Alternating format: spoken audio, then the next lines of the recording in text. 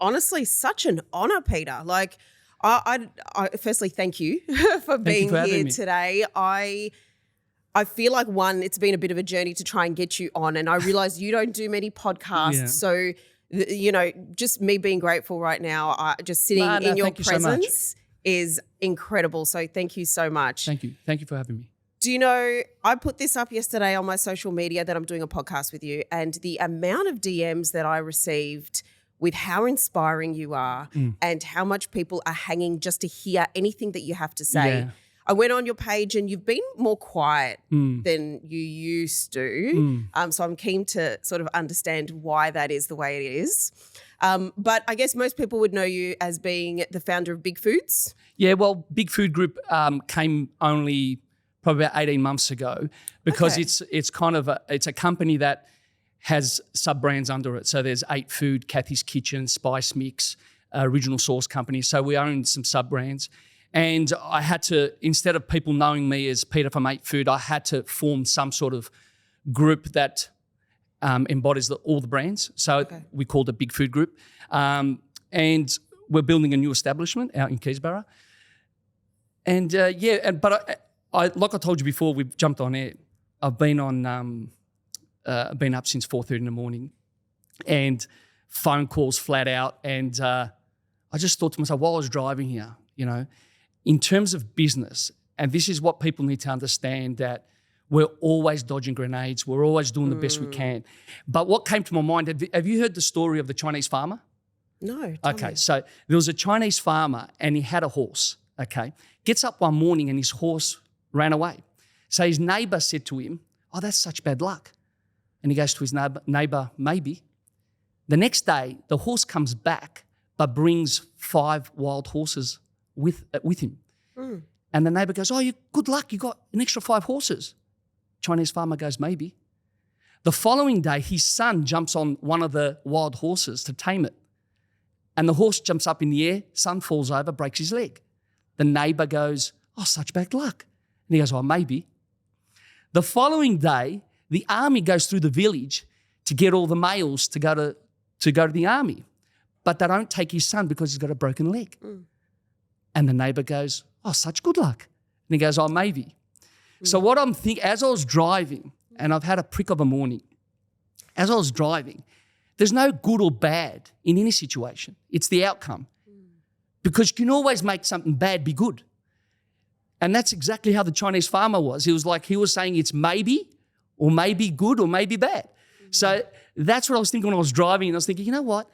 Even though I had a prick of a morning, something good's going to come out of it. 100%. Well, you know, and this leads greatly into why we're doing this in the first place.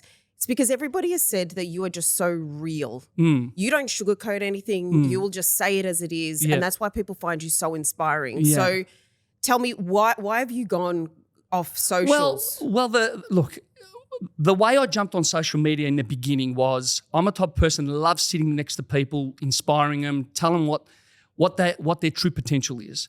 My oldest son said, "Dad, I want you to jump on Facebook and do this." I said, "No, I'm not interested in this shit. I'm busy." He goes, "No, jump on." So I jump on Facebook and it was impactful. Facebook's a little bit different to Instagram. So I jumped on Instagram and I actually liked the community when I jumped on Instagram, kind of different. And I was literally just filming my life, how I was in the van and I'd just drive to work in the morning. And I was just having 15-second bursts and just saying how it is. That's how it started. Little did people know there's Lamborghinis parked in the garage, house with basketball court, 20-metre pool, big gym. No one knew all that stuff because I felt like no one had to know that. Because you don't need to shove any materialistic stuff down people's throats. You need to show them what it takes to be successful. Do you find, though, that inspires people when they see that you've got these cars, you've got this basketball court, you've got all of these things? No, I don't think. I think words inspire people because we're coming to a time now where everybody's hanging on materialistic things. So that doesn't really matter anymore. Everybody's got a nice car now. Well, everybody's ever extended themselves. I'll give you a good example. Like I talk to all these 20-year-olds and I tell them 48% of Australians are living paycheck to paycheck. They're not even saving 10% of their disposable income. They're not saving anything anymore. They've actually fallen for the trap. Like, you'll own nothing and you'll be happy. And I noticed that. And they say to me, how'd you do it? I said, well, I'm not doing it the way you're doing it. Like spending all your money. My balls were hanging out of my head when I was 20 years old. Like, I was working like a dog. I was doing 100 hours a week. And I noticed it. Like, they meet a girl, she wants to get married, but it has to be in Paros in Greece. Then she wants the 1 carat ring. The idiot goes and buys her the 1 carat ring. Then she comes back, falls pregnant, she wants the SUV, but it has to be a BMW. So the idiot goes and buys the BMW. And then guess what? She has a child. What does she ask for? A push present. So this is the shit that we're going through, and this is the shit that I'm looking at.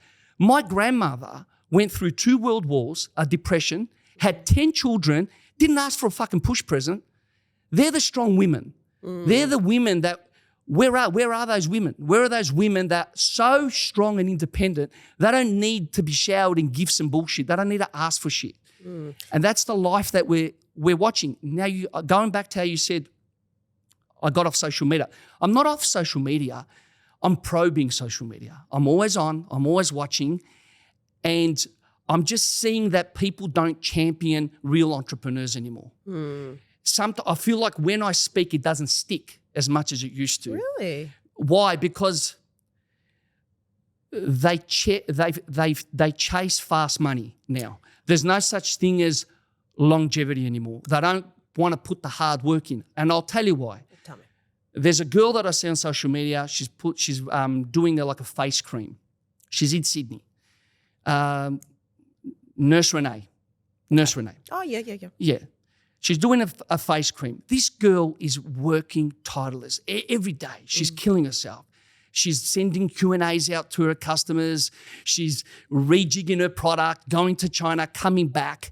She's doing the best she can. Then we've got another girl that posts on social media, wears half the amount of clothing, funnels everyone to her bio. There's a link in her bio that sends them to OnlyFans. She's making 200 grand a month, buys a G-Wagon, calls herself an entrepreneur. This is the shit that I open my social media platform, watch it, and I go, close it. Yeah. I can't. It's like I'm entering a room and going, I don't hang with these type of people. Yeah. Fuck it, close this door, get out of here. But, I will say, though, that I think now on social media, people can see authenticity. And I think that's what it is that you provide. So when somebody watches your stuff, they see the passion and you say things there's so much emotion and you can tell that there's lived experience there as well. So that's the only thing I'd say which I don't agree with, because I think that you are very inspiring to a lot of people. But I do want to ask you, like, what is it that's shaped you to be the person that you are today? What has shaped you? Both parents have gone through cancer twice. At 27 years old, I lost everything, started again. 27. Yeah, I lost everything and started again. And that's coming off a winning streak. So don't forget, when I was from the age of 20 to 27, I had 5 charcoal chicken shops. How did you get your first charcoal chicken shop?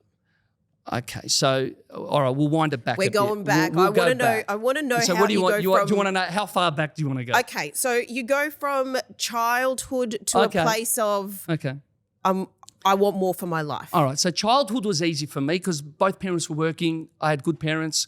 Dad always he instilled in us, save your money, be careful. But he was a hard ass as well. He wasn't a pushover, my dad. I left school at 16, I remember. Left school at 16, okay. How did your parents feel about that? Well, I remember sitting in the classroom and I'm a numbers guy. And I was calculating and I was saying, okay, even if I stay here and I go to uni, what's going to happen? I'm going to maybe get 250 grand a year. And I times that by 10. I said, so what? I've got to wait 10 years to get $2.5 million? I can't do that. So I left school. I just walked out, went home. Did your parents 16? have money? No? No. But they were just working class people. Yeah. But what made you feel like you wanted more? Why did you think it was possible to sit in that classroom? I was always a person that used to look and observe. I'm a person that always looks over my shoulder, always looks at my surroundings. That's the type of character I am. I spoke to you on the phone. I said that only the paranoid survive. That's who I am. I always look around me and pay attention to things that I maybe have the chance to obtain. So I go home, 16 years old, and I was the type of kid, I was always on the street, grab my bike, gone. Anyway, as I was leaving, my dad from the backyard, he said, you better have a job when you get home.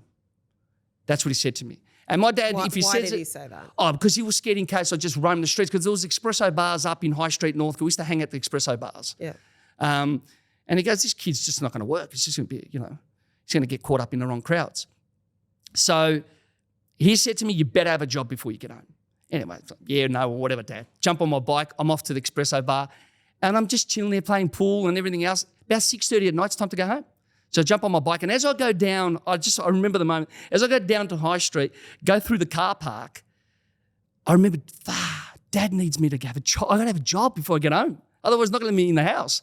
So I see Kmart. So I pull up into Kmart. I walk inside and I go, I need a job. And at the time, we're talking, what is it, 90s? Okay. There was no resumes.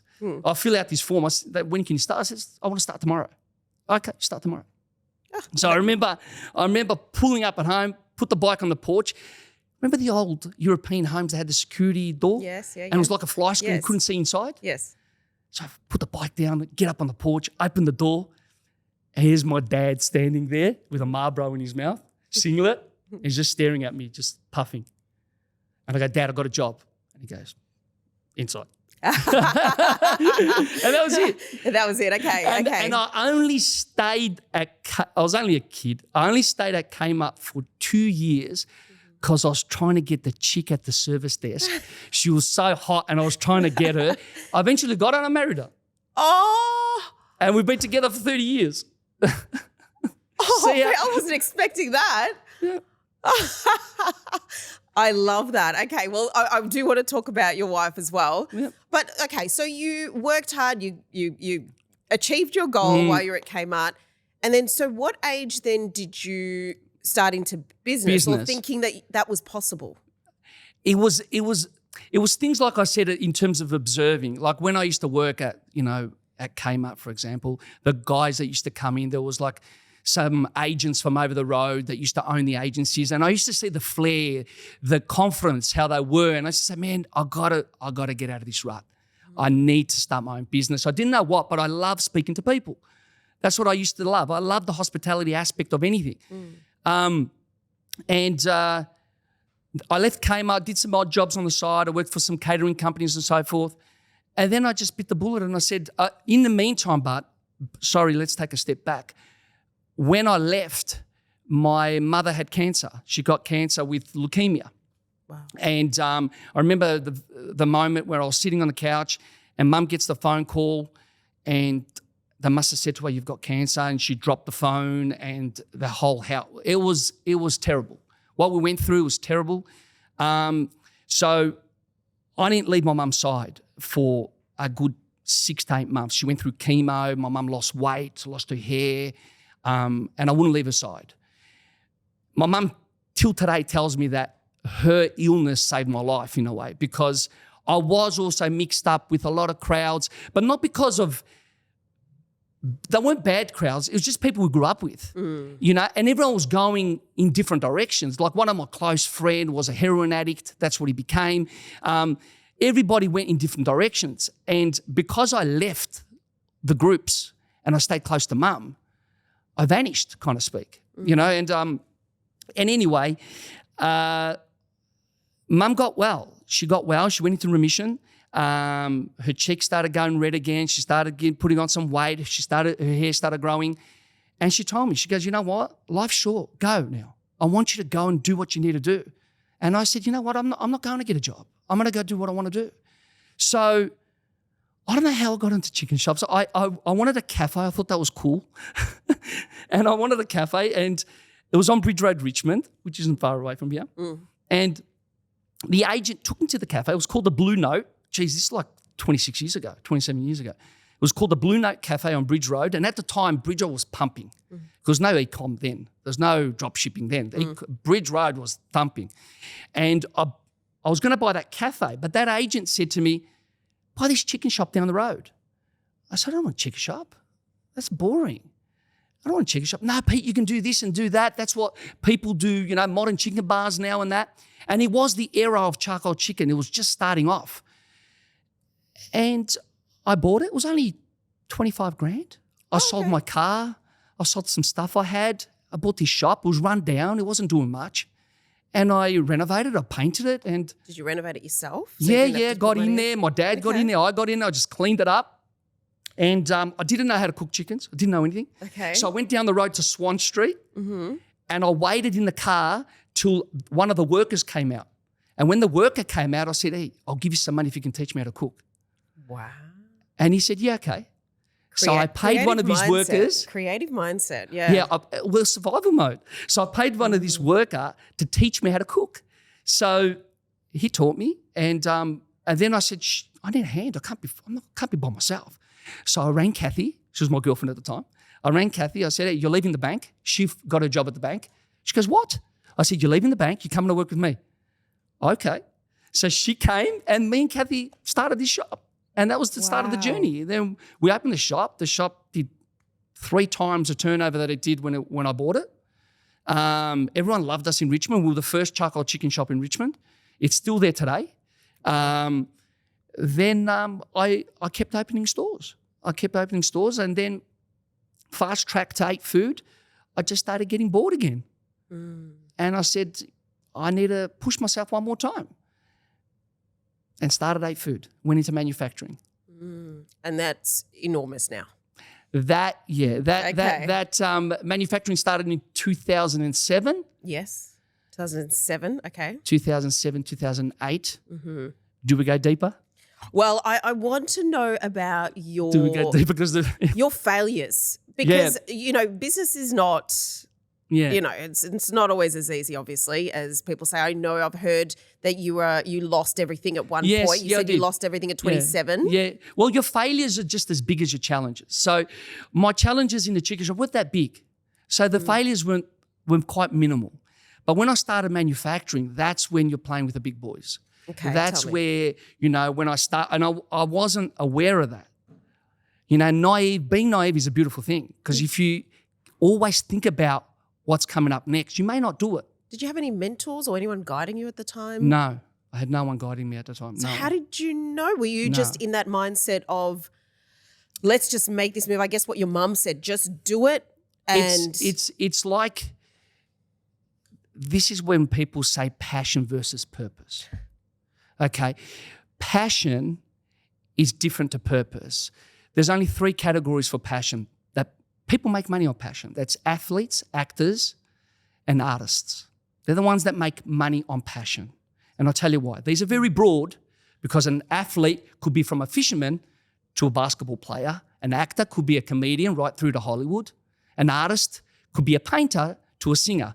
But they're all categories where people make money on passion, all right? But you can't have passion in business because passion breeds emotion, okay? So this is the way I see things. What do these 3 categories have in common? They have a manager because managers are disconnected. So a manager does not have any emotion to the person that has passion. So he'll put a contract in front of the artist, say, sign it, it's a good deal. And the artist will sign it. Everyone else, like us, we need to bolt onto purpose. Which is emotion. So I guess no, purpose is not emotion. Passion is emotion. Purpose is saying, I want to change my community. I want to build a company that's generational.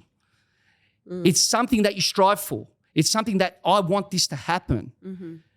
The Apostle Paul says it best.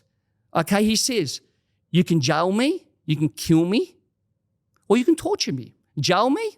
That's okay. I'll write thousands of letters that will last thousands of years. Kill me, to die is gain. You know what I mean? Torture me? Nothing can be compared to what's going to be revealed to me. Let me go? Great. I'll go and spread the gospel. His purpose was huge. It was much bigger than his current circumstances. So when you have purpose, it doesn't matter what your surroundings are, what's happening around you. You go, man, I don't care. I don't care if I don't have a home. I don't care if I don't drive a car. I don't care if I catch the bus. I want to build this company. This is the company. That's what drives you. Passion is these guys that have, I'm an artist and I will busk on the street. I will sing because I have something inside of me that I need to let out. That's what drives them. Two different gifts. And that's what people don't. They say, find your passion. That's what they come to me. They say, oh, Peter, I don't know what my passion. I said, that means you don't have passion. If you don't know what your passion is, you don't have it. Because what happens is, what do people compliment you on? Oh, they compliment you on because you do great podcasts. Well, there's a start. There's a start. If you don't know what it is, there's a start. But you can't say, I can't find my passion. Passion's internal. So you're saying... A singer, you don't have to tell a singer that, oh, why don't you decide to sing? A singer knows he can sing. Just starts screaming, he's singing. You know, an athlete grabs the ball and it's second nature to him. And then he works on it. That's passion. So are you saying that somebody should start a business, like, okay, probably, would you recommend that people start a business based on, let's say, passion, or if they genuinely find a gap in the market? Do you get what I mean? Like, so are you suggesting that people don't go into, unless it's an athlete or somebody who's got a natural talent and they're passionate about it, are you saying people shouldn't necessarily follow in that path? Or are you saying... No, I'm saying if you love fishing, and you're good at fishing, make money off fishing. Okay, so you are saying, so do that. Yeah. If you play soccer and you're good at soccer and you wake up every morning and all you think about is soccer, you play soccer and strive to be the best soccer player. But I can't force my child to be a soccer player. This is where you see fathers try to live their dreams through their children. I can't do that. It's in him. It's in him. Ask anybody.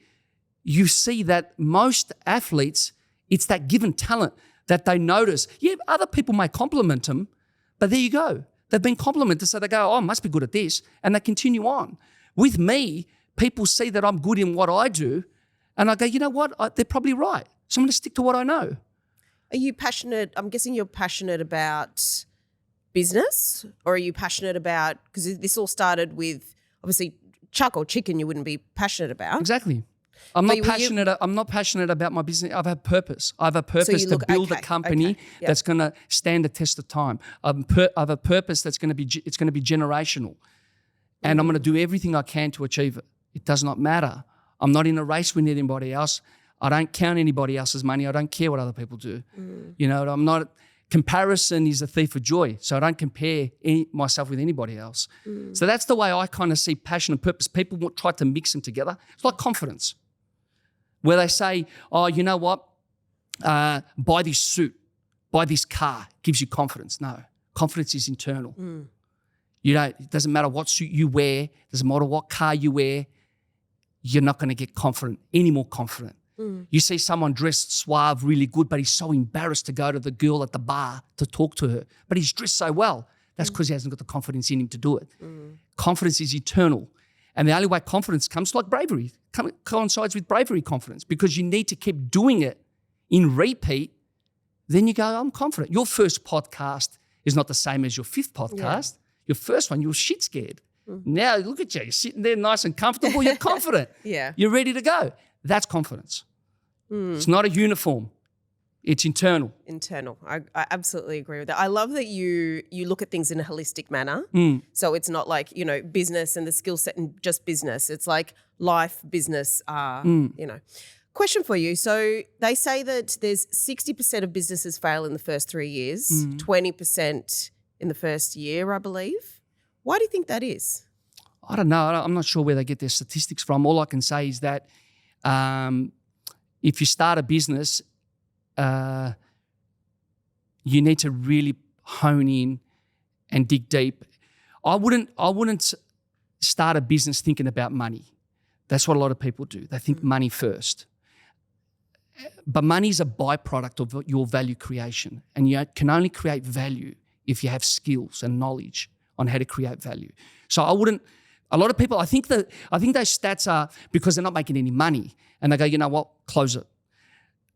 I don't think the focus should be on money, because the focus should be on yourself. Rebuild yourself first. Get ready for. Are you going to be ready for business? Are you going to be ready for the money coming in or the money not coming in? It's like this building we're in. It's a nice building, but I'm sure there was a point of time this was just dirt. And, there was footings and it was all the ugly bits and the boring bits that everyone just drove past and no one wanted to look at. And now we're standing in this beautiful building and everyone wants to be part of this building. But that's how it is with business. You need to go through the mud first. And I think no one's prepared to do that. They like the superficial part of business. I want to be a businessman. I want to control my own destiny. I want to be able to work my own hours. And that's not it can't be further from the truth. You work more when you're in business. You don't have Christmas when you're in business. You don't have Easter. You do the weekends. You do everything. You don't see your children. There was the first, how many years I never saw the kids. You have to put all in first. And that's what people aren't prepared to do. How do you go in balancing a relationship where, obviously being married and, there's roles and I'm guessing you're a bit more old school where it's, mum is looking after the kids, dad is out providing. How do you balance that? Like, how did you balance that in your marriage? I'm not sure if it's roles. I think me and Kathy, we've just fallen into a position where Kathy teaches the boys. I've got 3 boys. I've got a 24-year-old, 21-year-old and a 17-year-old. They all work in my business. It's a natural progression. Like Kathy teaches my boys the emotional side of things, how to treat women, and she teaches them love. I teach my boys to be savages. I teach my boys to be providers. I teach my boys to never let their girlfriends worry. Always make sure you're going to take care of them. So I think we just fall into this role that we're used to. And in terms of work-life balance, there is no work-life balance with me. Whether I'm at work or I'm home, I'm still talking about what we need to do. We're a family. We're a unit. We need to do what we have to do. So with Kathy, obviously she started with me from the beginning. Like I said, I've known Kathy since I was 16, 17 years old. Been together forever. But I still need to reassure her that the dream's happening. But she always tells me, you move the goalposts. You've just moved them again. You said you're happy when you reach this stage. But they're just little sound bites I give her just to keep her going. Like I might say, we just need to do this to get to this. Oh, we need to get over this hump now. She goes, how many humps? Yeah. But you need to keep stimulating yourself. Otherwise, life gets boring. Yeah. You know what I mean? Nothing happens without pain and frustration. You need to go through certain things. You become a better person. You become more resilient to things. I see some people on social media now that have had a progression where they start their business and it just goes up.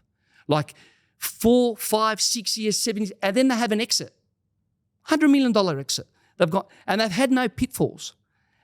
I feel sorry for those people. And you're thinking, how, Pete? They've just made $100 million. Because you need to hit rock bottom in life. You really do, because you're going to discover who you really are. Because when you go from 0 to 100 million and you've hit no rock bottom, trust me, at 100 million, you're going to start doing some dumb shit. What was your rock bottom? Rock bottom was selling a house at 27 years old. 2 little kids, went home. I said to my wife, this has to go. We can't. I think at the time I had a rep from Heinz, Darren Kersey, I still remember his name. I was paying him out of the equity of my home. I was paying forklift leases, truck leases, factory leases. I didn't even own the factory at the time. And everything was just compounding. And I went home one day and I had a beautiful house in Thornbury. And I said, this has got to go. I had a commercial property that I had set up a shop in and I had sold it to a tenant. And everything had to go.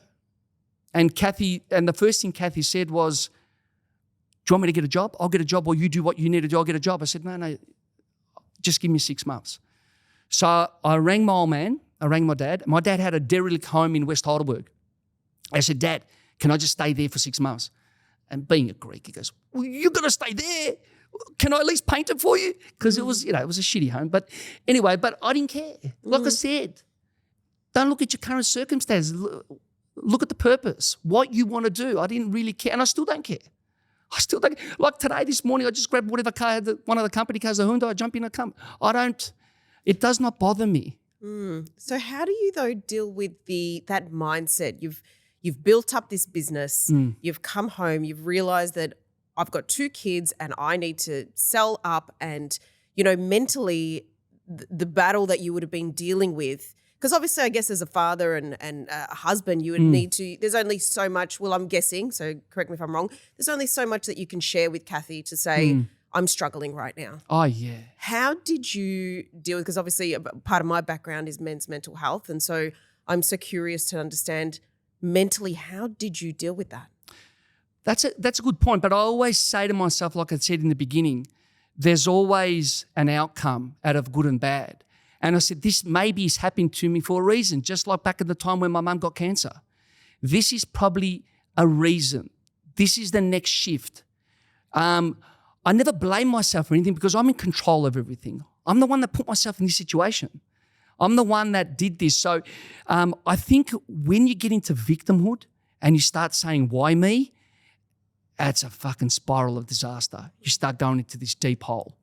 But when you start saying to yourself that I'm in control, this is something that I chose. No one put this on me. I've chosen this. And when you can understand there's always an outcome to good or bad, you can always move forward. You can get out of any situation. There's always people in far worse situations than you. So, and that's what I said. I mean, there were many nights they'll wake up in a puddle of sweat. There were many nights where my focus was blurry and I couldn't think straight, and I made terrible decisions because I wasn't thinking correctly and I was losing money constantly. But it's all part of the process. It's all part of the foundations and the footings of building a better you. That's what I had to do. I had to keep going. You can't stop. You stop, you've lost everything. Even at this stage now, I've elevated to the next stage. It's another hump. It's another hurdle. I stop now, I'll lose everything. All the hard work I've put in, I'll lose everything. So you need to put yourself in a position where you need to keep going. So like the sink and swim. Sink or swim. Do you believe in being delusional when it comes to failures? Like to be delusional, to know it doesn't matter what happens. I know this is my vision. This is what I'm going to do. This is where I'm going, and, be delusional. Well, delusional of what you're saying, a sense of being obsessed. Not obsessed, but delusional in a sense of I have the vision. This is a vision. It's right now I'm in a rundown home with 2 kids and a wife, and I just need to make it. I'm mentally not okay, whatever it is. Delusional is going, there is the goal over there. That's my vision. That's my future. I'm going to get there. Yeah. And so I guess in my mind, there has to be a bit of, you do have to be a little bit delusional to believe that you're going to get that. Is that would you say belief in being delusional or kind of? I think you need to be more optimistic and observe every situation. The way I got out of this one was I remember leaving the property where we were staying, and I was in a mess and everything. I was down and out, and I was driving and I saw do you know the brand Bataki? Yeah. Yep. And I saw a Bataki truck. I was at the lights. By the time that the lights turned green, this guy got out of the Bataki truck, went into the deli, came back out, got the goods, went back in, came back out and drove off. And I was still at the red lights. Lights turned green. I went to the factory and I said to my wife, we're changing models. She said, what? I said, we're going direct to stores, because I needed to increase my cash flow. And the only way I can do that is if I touch the customer. So the moment I did that, my business turned, because I was starting supplying the shops direct instead of going through distributors. So you just need to be able to pivot into any situation. And COVID was a big thing. You saw how everybody pivoted and did what they could. Yeah. And it was kind of like a position that everyone was in COVID. I had to do what I had to do. I don't know if it's a matter of being delusional. It's a matter of saying, I either give up and show my wife that I'm not capable of doing this, and then tell my kids later that I failed. And that's the hardest conversation to have, because you want to be able to speak to your children one day when your child says, Dad, I can't do it. And you say, yes, you can. But I can't. Yes, you can.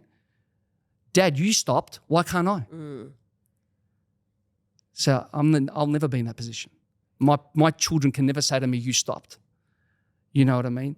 And this is where I get kind of annoyed when I see some kids not following their dreams, and their parents go, oh, you're in your 20s, enjoy your life, go, travel. That's just a reflection of the parents. The parents have actually given up at one stage of their lives. and they're just reflecting it onto their kids and going, you know what, go, have a good time. Don't worry. Because I was at that age one day and I worried too. Don't worry. Because in your 20s is the time you need to pay the price. I don't care what anybody says. Because if you don't pay the price in your 20s, in your 40s, you're going to be pinned against the wall. You're fucked. There's going to come a time where you're going to need to pay the price. Whether you want to pay it in your 20s, you want to pay it in your 40s, there will be a moment where you're going to sit down and go, I'm in a position now where I need to work. I need to get off my ass. And that's the way I see it. Because you've got 3 boys. All of them are working with you. Yeah. Tell me how that's set up. Oh, well, my oldest son runs the production room. He's been trained to run production. They've all left school at 16. Wow. This is why I say to you, your children copy you. Okay. So my child came to me at 16. He goes, Dad, I'm leaving school. What am I going to say? No, I did. And all I said to him, I said, are you ready for it? He goes, yeah, Dad, I want to come with you. I said, Mikey, I'm fun at home, but I'm an arsehole at work because we make food. It goes in people's stomachs. You know, I'm a prick at work. And he goes, Dad, I know. Mum tells me. And that was it. He came. 16, he's 23 now, 24. He's running production. Nicole comes 16 years old. Dad, I'm leaving school. Okay. You're going in the packing room. Jordan now, last year, left school. Jordan goes to me, Dad, I'm leaving. Okay. You're going in the blending room. So I'm putting them in different departments so they're responsible for different areas. I can't have them clashing.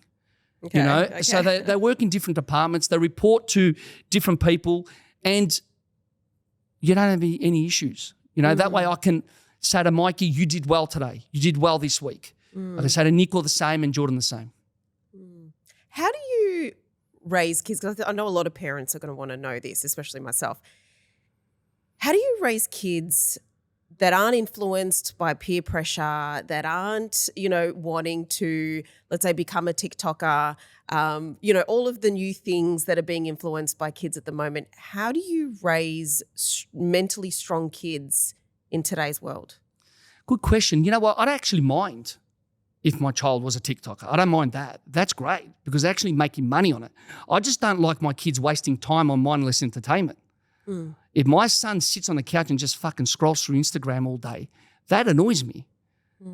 Like, and I've seen it happen and I shitstir him and I get in the room and I say, you know, get off your ass. But if my son is creating content and building a personal brand, I'm all for it. So you're pro social media? Absolutely. Yeah. Social media is a great tool. Yeah. People just don't use it correctly. Yeah. Okay, People use it just to compare their lives. Yeah, I was interested to know because the way that you went through, I guess, starting a business and the resilience that was built through, you know, your life, obviously now is very different. And then you're being able to provide, I guess, you know, the business for your kids and they've got a place where they've instantly been able to, you know, work and build their skills. So I guess it's more so trying to understand, like, how is it that, let's say, you know, for me, I've got 2 young children. How is it that I would, or like elements that I might teach them now to be able to help them in the future, just to become mentally strong? Well, I think you should focus on your children's gifts and what they're good at and don't take that away from them. So if your child actually likes creating content, I think you should encourage him, not say this is not good, don't stop doing it.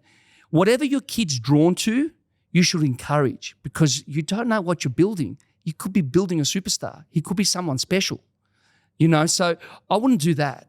My kids came, you're probably asking, well, how did your kids? Well, my kids came in my business because they were inspired from everything I've done. So my kids see me and go, Dad, I want to be like you. And that's huge for me because they've actually put me in a position where, man, I'm scared to fuck up now. I've inspired them I've inspired them so much that they're like, you know what? If I actually do what you do, how you treat mum, how you look after your money, how you look after your business, how you care for others, I'll be okay. And that's the way they look at it. But if any of my children were really good at something, they're doing some side hustles as we speak. They are doing stuff on the side. And if that eventuates, great. Let them do what they do. But I wouldn't take away talent. If I see, you know, my child have passion in something else and they've got a gift, let them go, you know. What are your thoughts on fear-based parenting?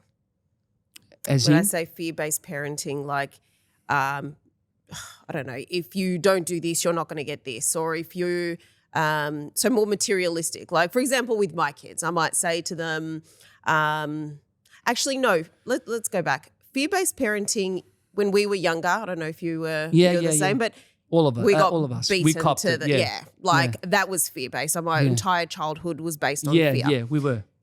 What are your thoughts on that style of parenting? Because I feel like that there were, looking back now, there were benefits to that versus now where I feel like we have a bit more of a gentle parent, maybe not so much you, but a bit more of a gentle parenting style. My wife speaks like you. Yeah, okay. Yeah, she's gentle. Gentle Look, parenting style. it's I get the fear-based parenting, but you've got to be careful because you don't want to have a disconnect with your children. How do you balance that? So you have to set standards. That's all it is. Set standards. Your children copy you. You can't say that I want you to do A, B, and C to your child, but you don't do it. For example, if I say to my child, I don't want to see you smoking, but I've got a Winnie Blue in my hand and I'm smoking, my son's just saying yes to me to keep me happy. He's off smoking. Or if my son sees me smoking dope and then I say to him, I don't want you smoking dope, he can see me doing it. Like, they copy you. So set a standard. That's what I do. I set a standard. I have zero drug tolerance. There's no drugs. If any of my friends are on drugs, they're not my friends. And they know that. I've no tolerance to drugs. If any of my friends are on drugs, there will be a high and a buy. Won't sit at my table. If any of my friends cheat on their spouse, they're not my friends anymore. I'm disappointed, and I'll give them, I'll give them my opinion of what they've done, but they're not my friends anymore. That's just the level of standard that I've got. Now, I could be boring. I'm not in today's world. Like, cheating's acceptable, for example, or drugs are acceptable, but not in my world. My boys know. No drugs, no cheating on your missus. That's it. You want to have a missus? Well, be a proper boyfriend or husband tomorrow. You don't want to have one? Great. Go be a fuckboy. I don't care. But do you know what I mean? Yeah. I absolutely agree. I think it's such a hard balance because it's like you want to be there to guide and support them. But I really connect with how you're very much like, these are my rules. So these are my rules. There are consequences, but you also have to deal with your consequences. Like I'm not here to, like pat you on the back and help you heal and go through that. You're very much this is the way it is, which I love. And I'm guessing there's a beautiful balance between you and your wife in that space. So let me ask you something. You've been married for 30? No, I've been married for 26 years. 26? I think, yeah, and we've been together since I'm 49. Okay. So we've been together since I was 16. So work it out. A long time. 16, 17, yeah. So I heard you saying about being in Kmart and you saw her and you were she was your crush. And did you look at her going, this is wifey? Yeah.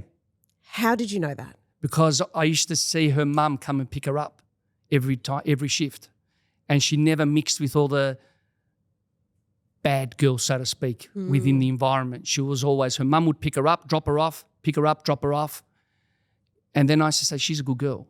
She's a good girl. So what qualities did you see? Because obviously then you started dating. What qualities did you see in her that you would go, yep, she is going to be my future wife, mother of my children? What are those qualities? She respected her parents. She had high standards for herself, and she loved my mother. And that's very important. I see a lot of marriages break up because there's this disconnect with families. I don't like your mother, or I don't like your father. He said this, and then they're starting to choose sides. My wife came into the family at 16, 17 years old, and my mother embraced her like a daughter. And Kathy respected that.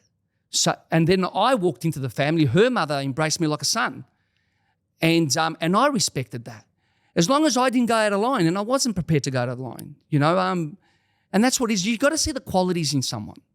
And that's what's very important. People fall in love with this puppy love at the start and think that it's going to go away. If he's a gambler, he's always going to be a gambler. There's not going to, absolutely. If he's a gambler, if he's a cheater, he's always going to be a cheater. You don't think people can change? for a moment. For a moment. I mean, how can you cheat on someone you love? It doesn't make sense to me.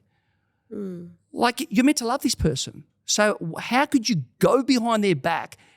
That's an effort. Like, it's a huge effort. Ring, phone, make a time. Fuck, that's so much time coming out of my day. You know, I've done a lot of research around this. Yeah. Right? I understand men cheat because, and also females, because obviously they're not getting something at home. Obviously, you know, female intimacy obviously changes. So you feel like it's as simple as that? Like, just get out. Leave. That's why I say, if you're a cheater, you have the mentality to always cheat. Leave. Tell her, I love you so much that I don't want to cheat on you. And get up and leave. You know what I mean? Like, it's kind of say, once a scammer, always a scammer. I've had guys work for me and pinch stock. He'll go to the next company and pinch stock again. Like, you know what I mean? Like, I don't mean that he can change, but he has to change the way he does things. If he's a cheater and he's happy to cheat, or if he's someone that wants multiple women, well, maybe you're not a guy that needs to be married.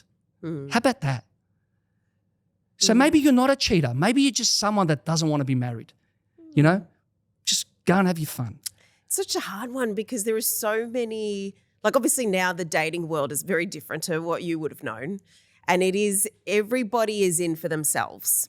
And you can see that everybody's talking different languages. Men and women are all talking different languages, and you know, it's all very short term, and obviously there's so many divorces happening at the moment. And then I worry about the kids, because this is what the kids are going to be, you know, what they reflect or what they see as an example for, you know, what relationships and love is meant to be like. So what would be your, I guess, advice to, let's say, I've got a very big male audience. So what would your advice be to picking the right woman? Picking the right woman? Well, that's kind of in today's world. I don't know what's happening in today's world. Okay. I mean, I see a lot of women that are attached to materialistic, shiny things, so they're in trouble. The guys are in trouble. Well, you got 3 sons. Yeah. What would your advice be to your sons? My older son is dating a beautiful girl. I think you should date a godly woman, someone that fears God, and someone that loves her mother, and someone that has appreciation and love for others. This is why with men have to understand that women are a special breed. They're beautiful humans. And this is why I get annoyed when I hear that some guy has the how can I say, the inside him to cheat. Like, he should just approach this woman and say, look, you know what? I don't want to hurt you. I'm going to go and do what I need to do. Rather than destroy her. Because cheating on a woman, you've just crippled her. She will not trust another male for a very long time. And then the next male she comes across, that poor bloke is just going to get hounded, texts, where are you? Why are you late? No, you said this, you said that. The insecurities. But I don't know, to be honest, a fair answer to that, I don't know how today's women are. All I can see is that they're obsessed with shiny things. And do you want to be wealthy with shiny things, or do you want to be wealthy in the soul? Yeah. Shiny things can only last so long. And when you have everything, there might come to a time where you have everything. You've got the 10 handbags. You've got the 10 pairs of shoes, and you may have the BMW. What happens after that? You'll be empty inside. Yeah, I agree with you. And the other thing is, I think now being on social media, I think a lot of people are searching for what's wrong with people. You know, they're constantly, this whole red flag situation, they're always constantly looking for, I don't like how you're present. It's all about image, very much image-based. Yeah. And you know, I don't like, your shoes or whatever it is. Yeah. And no, I don't want to be seen with you. Yeah. And it's so minute and superficial, but yeah, it really saddens me that people don't look beyond that, and they just, you know, they can see the heart. That's right. I think, it's sad. It is. It is. And there's going to be a lot of hurt people. And when you get hurt people, hurt people. 100%. And it's just going to keep going. Yes, absolutely. All right. I want to do a bit of a quick fire question situation here.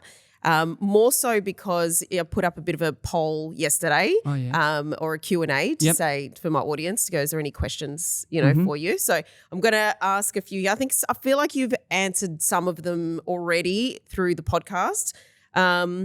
Question, do you, like the statement, men are simple-minded, do you agree with that? Men are simple-minded. You're simple beings. Yeah, we're one-word people. We give one-word answers. Yeah, we are. We don't dig too deep. I think we are. We are simple-minded. We are simple-minded and women are emotional. So you're more logical? You'd say if I asked you a question, it's yes or no and this is solution-based. Yep, your audience is correct. Okay, all right. That's exactly right. We are. We're a yes and no breed. Okay, yes. Good. All right. I feel like because you've had some lived experience, you're more mature. Yes. I feel like you would be a really good indicator there. All right. Someone has an idea and a vision. They've got $500 in the bank account. They've just lost their job. Wow. What's the first thing that you would tell them to do? $500. $500. I would tell them to go to a cafe, grab a focaccia and a coffee. So they'll be left with $430. And then I'll tell them to open their app. And there's a beautiful app called ChatGPT. And I will tell them to start building a better them. I will tell them to start saying to the app, how do I build my confidence? How do I build my tenacity, my grit, my determination? I won't even ask no questions on how to make money. I'll start building me. This is what everybody lacks. This is what everybody lacks. I see grown men posting photos in a dealership that they bought a car, like fucking babies. Mm-hmm. I don't care if you bought a Lamborghini or a Ferrari. You're in a dealership posting that you bought the car. And then I'm sitting down with guys that are worth 500 million and they're going, do you see that, Pete? I said, yeah, I know, man. Fucking kids. Mm. Like, this is what I don't understand, that people, and this is why, because these same people, they may have money, but they don't have sense. They're not building a better version of themselves. You need to build a better version of yourself. $500, grab a focaccia, a coffee, open that app and ask her fucking questions. That's it. That's it. Keep building a better you. Don't worry about money. Money will come. It's everything about you first. Money may come and you may not know how to deal with it. You may not know how to accept the money that's coming in. It may be a lot, it may be an abundance of money. And you'll be like that idiot that sits at Lamborghini and posts a photo and everybody laughs at. You know what I mean? So, yeah, that's the answer for that one. Yeah. Do you believe in manifestation? Yeah, absolutely. So you believe you put something out into the world, you work, absolutely. You work into it. Is manifestation God for you? Like, do you believe that God is the one that manifests things? Oh yeah, look, when you come to Jesus, God, for me. You've got children, yeah? Yeah. Okay. You love your children? Absolutely. No, go deeper than that. How much do you love your children? I'll cut off limbs for them. Okay. So would you die for your children? 100%. You'll die. Absolutely. Yeah? That's what Jesus done for us. Amen. That's how much he loves us. That's how much, when I had my first child, I said, wow, is this how much he loves us? I love this child. Like, I'll die for him. You know what I mean? I would do anything for him. And that's the way I see it. That's the connection I have with Jesus. That put it this way: if the reason why I'm a Christian is because Jesus rose from the dead. Okay, witnessed by many people, but because of his resurrection, that authenticates to me. Whatever he says, whatever he said and done, it authenticates it to me.